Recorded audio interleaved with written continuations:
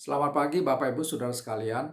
Mari pada pagi hari ini saya mengajak kita untuk melihat dari Injil Yohanes pasal yang ke-10 ayat 17 dan 18 sebagai dasar untuk perenungan firman Tuhan pada pagi hari ini. Bagian ini mencatat perkataan Kristus demikian, Bapa mengasihi aku oleh karena aku memberikan nyawaku untuk menerimanya kembali. Tidak seorang pun mengambilnya daripadaku, melainkan aku memberikannya menurut kehendakku sendiri. Aku berkuasa memberikannya dan berkuasa mengambilnya kembali. Inilah tugas yang kuterima dari Bapakku.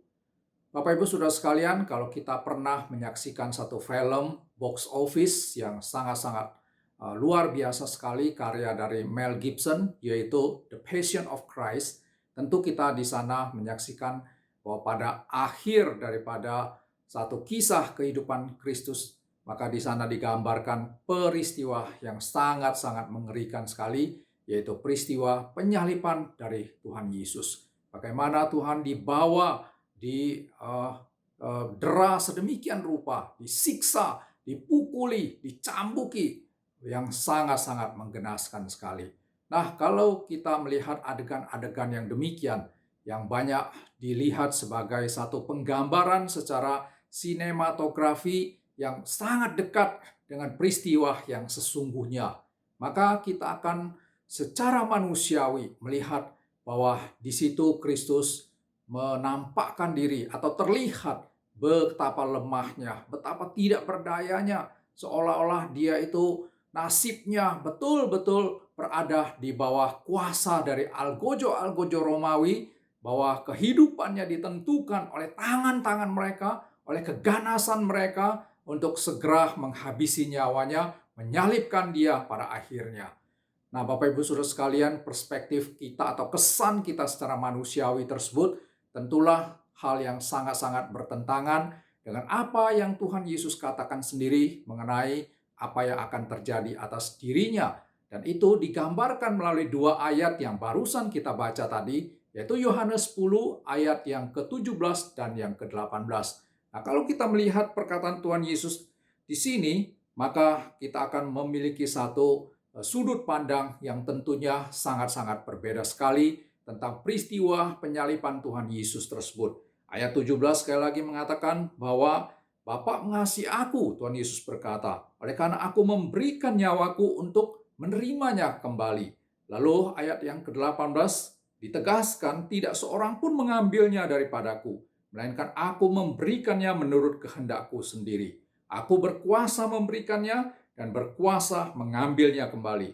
Inilah tugas yang kuterima dari Bapakku. Betapa berbedanya perkataan Tuhan Yesus ini di dalam penggambarannya bagaimana akhir daripada kehidupannya, pelayanannya, yaitu di atas salib itu terjadi. Di sini digambarkan bahwa Tuhan Yesus berkuasa menyerahkan nyawanya. Nah, berkuasa menyerahkan nyawanya itu berarti adalah satu hal di mana Kristus secara aktif memberikan hidupnya untuk diserahkan, memberikan dirinya untuk disesah, untuk dicambuki dan lain sebagainya sebagai akhir daripada segala hal yang terjadi berkaitan dengan pelayanan yang dia kerjakan atau tugas misi yang dia kerjakan. Nah, kalau demikian adanya, maka Bapak Ibu Saudara sekalian, kita melihat satu hal yang sangat penting sekali di dalam peristiwa pengorbanan Tuhan Yesus itu,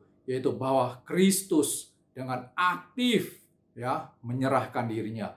Kristus dengan aktif taat kepada kehendak Bapa supaya melalui apa yang dikorbankan oleh Kristus, yaitu tubuh yang diserahkan, yang dicabik-cabikan, darah yang mengucur dari seluruh bagian daripada tubuhnya, nyawa yang terenggut daripada hidupnya.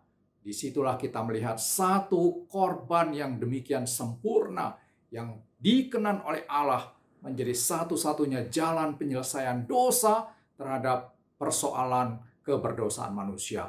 Nah, Bapak Ibu Saudara sekalian, di sini dan ini semua terjadi oleh karena keaktifan Kristus menyerahkan dirinya, menyerahkan nyawanya. Dan hal yang paling penting adalah dia berkuasa menerima hidupnya kembali. Itu dibuktikan melalui kebangkitan.